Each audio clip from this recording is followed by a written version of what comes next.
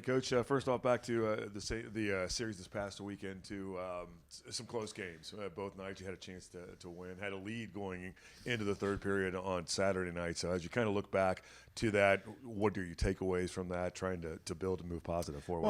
Well, we were disappointed, I think, with both results. I don't think our process either night was great, but it definitely was good enough to keep us in the game and give us a chance.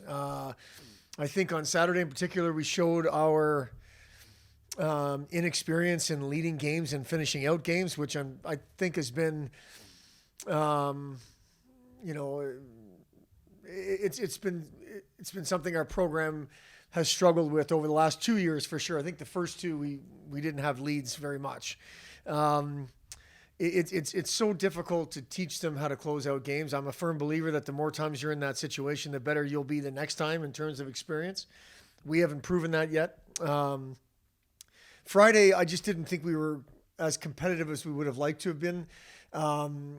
We had some really good chances and their goaltender played well. I didn't think over the course of the game where it was consistent chances, but I think the chances we had at times were good enough to get more than one goal. So you take away the positives. You take away is that the effort was there. We gave ourselves a chance to win both nights, and then you go back to the video and try to clean things up. I think special teams too starting to really gel together. I mean, power play. Picked up a couple power play goals this weekend. Penalty kill was outstanding. It really has been for the past couple of weeks. Yeah, no, I think. Obviously, we'll look back at the season. You look at the second half of the season, starting from the Niagara series. It's just been inconsistent, but it's been more good than bad. Obviously, both games at Denver, the game at home against North Dakota, stick out as really poor nights in the special teams. But we've had some good nights. We've done a nice job against. Omaha, for example. I mean, it was four games where we shut them down pretty good on their power play. Zach Seisig has done and I've said this before.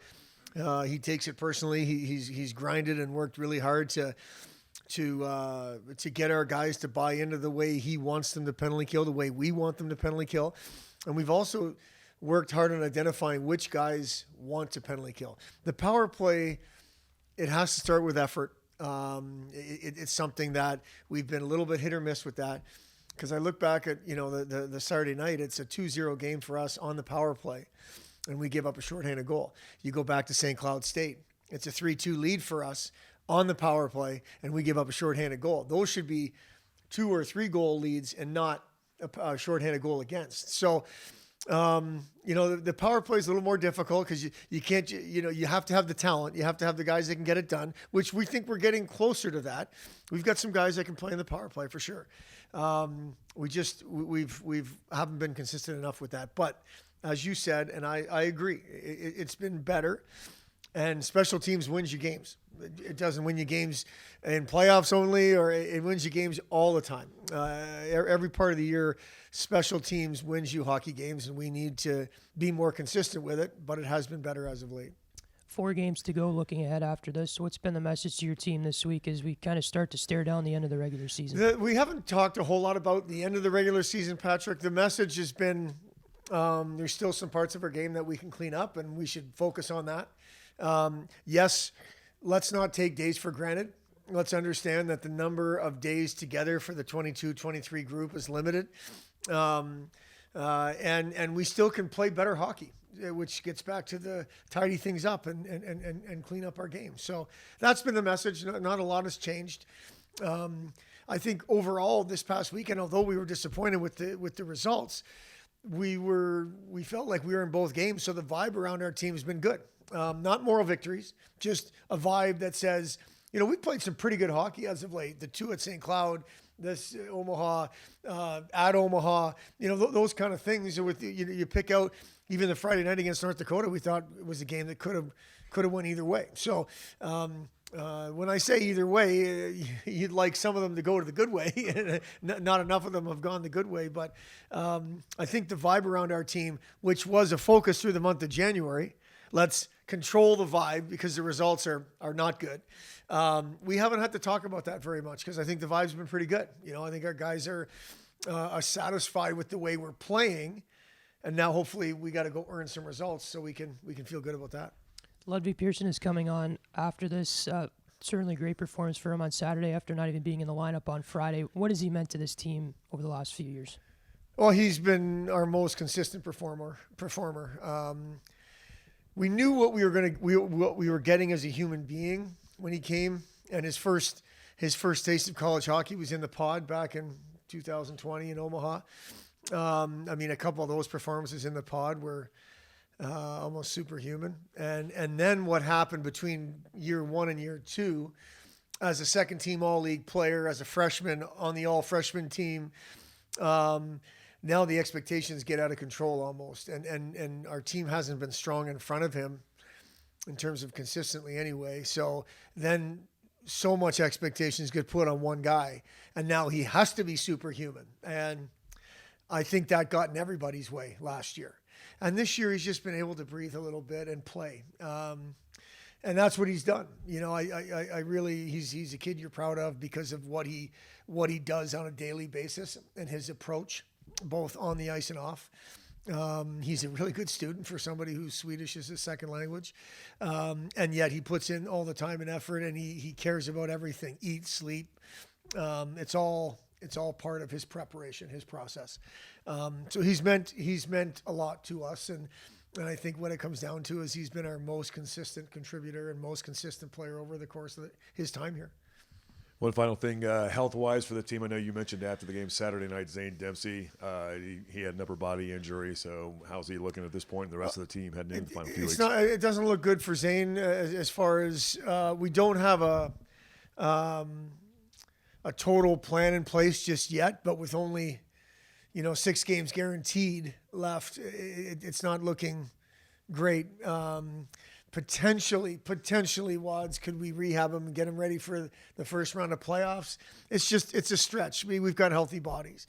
Other than that, it's just that time of year, there's a sickness going through our group. It seems like every day there's somebody else, but no different than what other programs are going through. And I think outside of Zane's health, I think there's more bumps and bruises, again, this time of year stuff, but we'll be fine. And one thing about Minnesota Duluth as well, kind of the college hockey world in general with the whole transfer portal now, you're going to be facing a player who is a fifth-year player at Duluth who graduated from Miami, and Derek Daschke. Not necessarily specifically Derek Daschke, but kind of your thoughts on how that works facing a former player. It's almost like kind of pro hockey now. Yeah, it's not as difficult for me, Wads, as maybe it's going to be for his buddies. I mean, I think about Joe Cassetti and Jack Olmstead both lived with Derek for a couple of years, so I think it's more difficult for them. Now, with that being said, they seem to know everybody on every team anyway, so they're playing against buddies all the time. I think it is becoming the new world. I think Derek was fair with the process.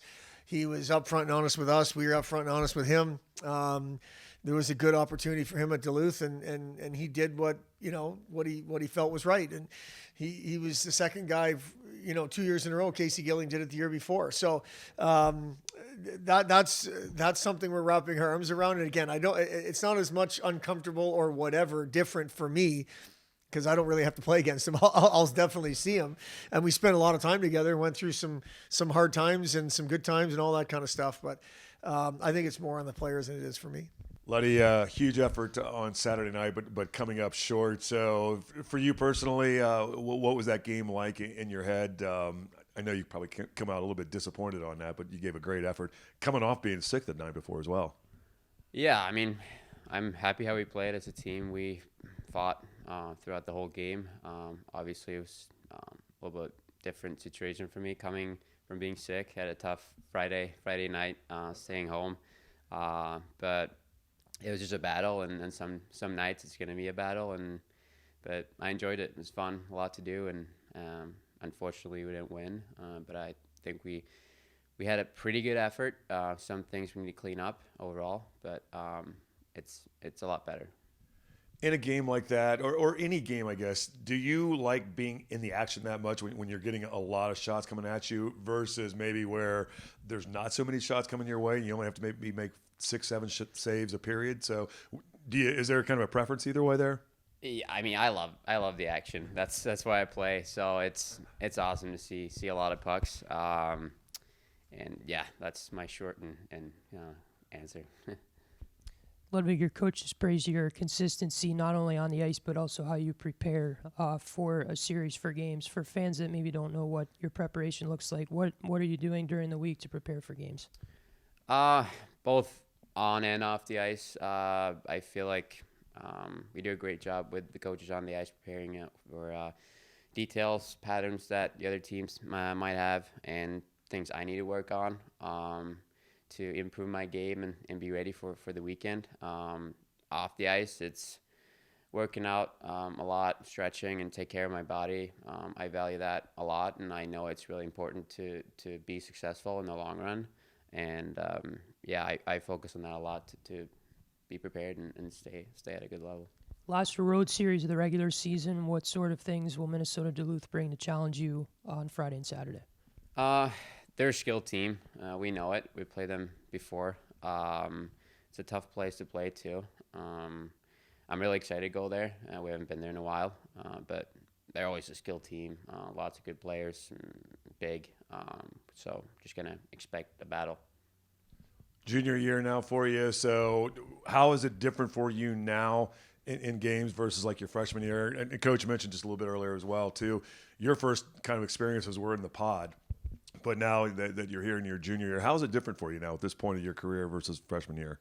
I came in and didn't really know a lot about anything, so I just went out and played, and that was a good thing at the time. Now I play more based on experience too, which is also a good thing. I know a lot about other teams, different patterns they might have, and what kind of like they're known for, and different players and things like that. I would say that's the biggest difference, but there's good and bad in both. I feel like, but obviously it's crazy. It's the third year already, and time flies.